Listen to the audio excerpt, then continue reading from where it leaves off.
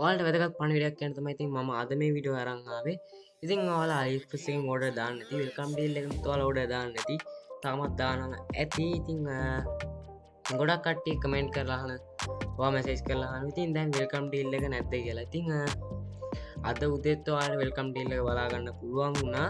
ඉතින් මම දැන් ටිකට කලින් AliExpress එකට ගිහලා බලද්දි අපිට වෙල්කම් ඩීල් කියන ඩීල් එක බලා ගැනීමට හැකියාවක් නැහැ. ඉතින් දැන් අපිට AliExpress එකේ සුපර් ඩීල් කියන එක විතරයි බලා ගන්න පුළුවන් වෙන්නේ.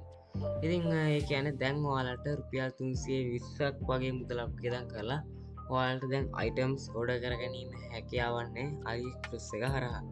ඉතින් ගොඩක් කට්ටිය ඕඩර් දාන්න ඇති. ඉතින් ගොඩක් ඕඩර් දැම්ම හින්දා සමහර විට AliExpress එකේ ලංකාවට මේක කැන්සල් කරන්න ඉඩ ඇති. ඉතින් මේකින්ද ඔයාලට දෙයක් කියන්න ඕනේ. ඉතින් ඉස්සරහට මේ වගේ ඩීල් එකක් AliExpress එකෙන් ආය හඳුන්වා දුන්නොත් ඉතින් ඔයාලට කියන්නේ එක දවසකට ඕඩර්ස් ගොඩක් දාන්න එපා. ඉතින් එහෙම දැම්මත් ඔයාලගේ chance විතරක් නෙමෙයි රටේ ගොඩක් අයගේ chance එක මේ වෙලා යනවා. ඒකින්ද ඉතින් දවසකට ඕඩර් එකක් දාන්න එපා. සතියකට සති දෙකකට පාරක් වගේ ඕඩර් එකක් දාන්න. ඉතින් දවසකට ඕඩර් එකක් දැම්මොත් ගොඩක් අයගේ chance එක අහිමි වෙලා යනවා. ඉතින් ඒකින්ද දවස් ගානේ ඕඩර් දාන්න එපා. හැම දැම්මොත් ලංකාවේ AliExpress එක සමහරට බෑන් කරන්නත් ඉඩ තියෙනවා.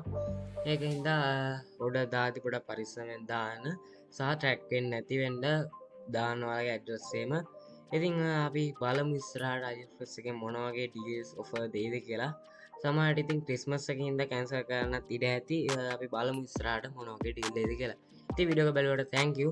අපි channel එක subscribe කරලා නැත්නම් දැන් subscribe කරන්න. මෙන්න මේ වගේ අලුත් අප්ඩේට්ස් දැනගන්න.